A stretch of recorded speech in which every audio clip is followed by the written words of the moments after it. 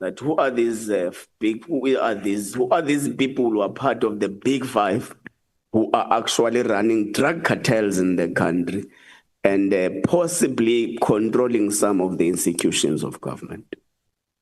To answer the question of the honorable member, I think it's important to look at that sketch that we put in the statement. You are asking who are these big fives? We can only talk about the big five of those that are already arrested and they are in court. Those that have not been arrested, unfortunately, we're not in a liberty to talk about them. You will see that the big five on this graph are those that are marked with red on that picture on the left. So that whole group, the only names that we are making it visible here are the two names. And that's a name of a Vusmus Matlala, who's known as Cat, as well as Katiso Molefe.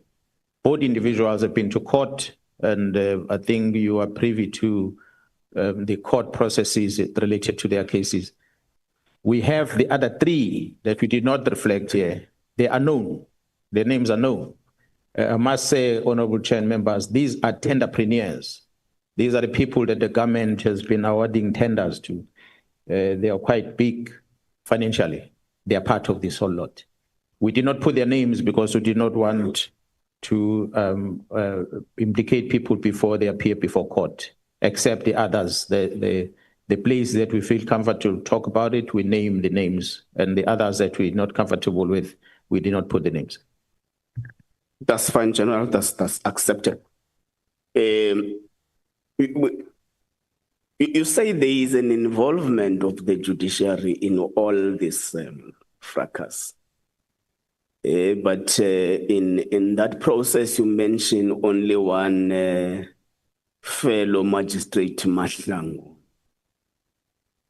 Are there any other magistrates or judges? Because when you say the judiciary, we include the two. Any other magistrates or judges that are suspected to be aiding this alleged criminal syndicate? And in respect of Magistrate Mahlangu, what is her links in the entire syndicate?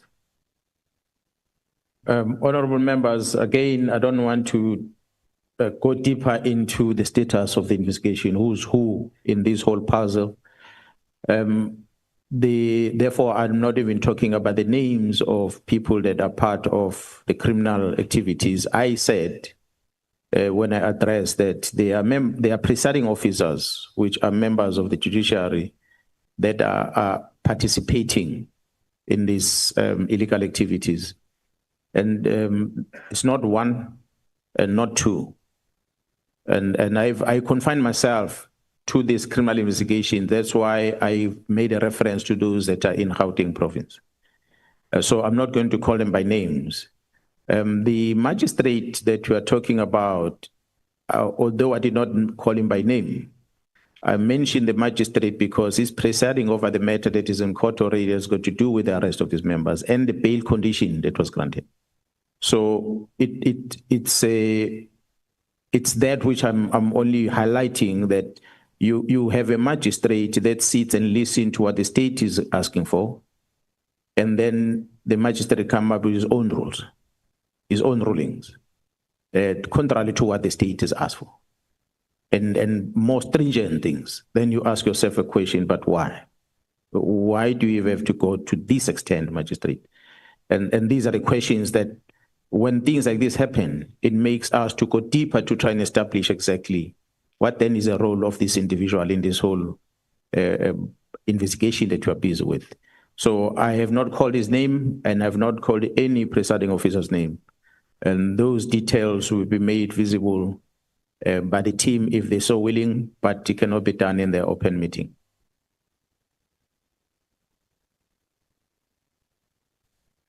Thank you, General. I think we'll skip to the next three questions because they are related to what the general is talking about, an ongoing investigation. So as it relates to the judiciary and the link to the crime syndicates, we'll just keep it. Maybe we'll deal with it when time allows. Let's go back to. You say there is a prosecutor who has submitted an application for a warrant of arrest to a magistrate for it to be signed, but later called that warrant must be withdrawn because he or she does not want to lose her job. Do you mind sharing with the committee and the people of South Africa, who is this prosecutor? From whom did they get this call? Who apparently is this powerful person who might be aiding some of the wrong things within the criminal justice system? And you'll forgive me, General. I said that some of the questions I'm asking because I'm the chair of justice. So they are part of the mandate that we've been given. Yeah, I'm going to invite Honorable Chair. There are quite a lot of information that might need to be revealed by the team that is busy with investigation that experienced that, because I received the report. I said on my statement when I started that the information I'm presenting before the ad hoc committee is information that I saw on my own eyes, information that I was authorized to have access to, and information that was shared to me by my colleagues as they are working. So some of the things I might not necessarily give it to you in black and white, for instance, to give you the name of the magistrate, but I'm confident that those members whom their names I can give you, that were involved, they can come before this committee, and I will request that it can be done in a closed meeting where they can tell you exactly who the magistrate are, because those are the members that are from counterintelligence. So I wouldn't want them to be then coming before cameras here and exposing themselves as coming from counterintelligence, because their lives will be in danger. But they will come and give you a sworn statement about what transpired on the day. And subsequent to that, what then was the intervention that was done with the National Director of Public Prosecution? And subsequent to that, what happened? Who are the advocates who were part of that meeting? And what was the discussion in that meeting? And how was it resolved? Okay. On the 6th of July, in the press briefing, which is annexed here as SM3 in the NSM3 in the annexures, the statement of the 6th of July, you kept on mentioning correctional services, but as time goes, you don't go deeper as it relates to who are these officials within correctional services, and what is their link and their role in aiding the operations of the crime syndicate? Honorable members, as part of the investigation, without putting people's names, I made an example of, and which is a public knowledge that you all know about. The Minister of Correctional Service, the National Commission of Correctional Service, they always conduct raids at correctional facilities. And when they do those raids, they always come up with illicit goods that are not supposed to be in there. We are still trying to figure out how does Thabo Bester get out of prison and he'll end up in a foreign country. This is a typical example of how bad the system is within the correctional service. We've got a lot of examples on how crime is organized behind bars, how people get killed by people that are behind bars, that get released to go out and murder someone and come back into a correctional facility. So what we cited as an example when we made our presentation is that here is one of the big fives, Mr. Matlala, is arrested and is detained at the maximum prison of our country, in Pretoria, Kgosimampuru, but is caught with a cell phone inside that facility. So that cell phone, for sure, was not dropped from the sky to get into the courtyard for him to get it. it was facilitated by someone within the correctional facility to have access to it.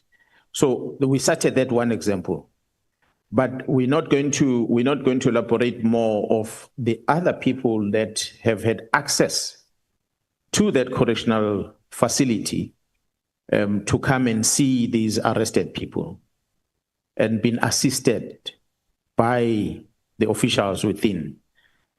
Some other items that have been given to these people that are arrested of the Big Five, facilitated by individuals within correctional facilities. So that's why I said I'm not going to go deeper into naming the names, who is doing what and who's doing what, because that is part of the criminal investigation that you're busy with. I just highlighted some of the examples in there. But as I was talking about this investigation, I was confining myself in Gauteng. But it's a problem across the country. South Africans will tell you that. Across the board, you have that problem. As the human rights allow for people that are in custody to have visiting rights, amongst others, the same human rights then allows illegal activities to happen, because then there's exchange of monies and the likes that are happening, while people are supposed to be taken away from society. Okay. Is it the evidence of the general that the attempt to de-establish the political killings system was unwarranted? Most importantly, because the executive authority did not solicit a formal briefing from the management of the police service, and also because the political killings system has made a very great impact in terms of fighting political killings of politicians, traditional leaders, and the sort. That's exactly. The minister who's the executive authority over the South African Police Service come from KwaZulu-Natal. The very same province where this problem exists, the very same province that was a cause of the formation of this team. The minister, having that experience of coming from that province, he goes against his own boss, the President of the Republic, who publicly on the 18th of May says these political killings must stop. And the minister goes out public and he says the political killings ended in 94. There's nothing like that now. So you then ask yourself a question, but what makes the executive authority to even say things against what his bosses say in public? And he has confidence to do that. On top of that, the minister has not received an advice, a briefing from the National Commissioner or the executive authority within the police. Disabling so, Honorable Chair and members, is that the very same act, the members of this parliament felt it is important to establish the civilian secretariat within the South African Police Service. And that civilian secretariat, I feel there's a DG there. And I feel the ministry does not make use of the DG. Because part of the responsibility of the DG, as contained in the Police Act, is to give legal advice to the minister, is to guide the minister about the do's and the don'ts. But if that DG was invited by the minister to brief him or seek advice before he signs such letters, we wouldn't be here today. The ignorance of that office of the executive secretariat of the police is part of the contribution that leads us into the wrong decision taken by the minister. He might not have been briefed by police management, but at least the DG at the civilian secretary will have briefed him, because that's the responsibility of that DG. But it looked like the minister did not take advice from all those people. I do not know whether the DG did brief him or not. Perhaps he must be invited to come here and say whether did he brief the minister before he signed that letter or not. Because the Act, Police Act, gives the DG the responsibility to advise the minister. General, is it your evidence that a successful de-establishment of the political killings system and a successful removal of the 121 dockets from KwaZulu-Natal to Pretoria would have definitely resulted into an abortion of justice? It's exactly what has happened has resulted into that. Although the dockets are back in KZN, but we are sitting with a lot of complaints already from our clients out there because there was an obstruction that happened as a result of that decision. General, thank you very much. No further questions, Your Worship.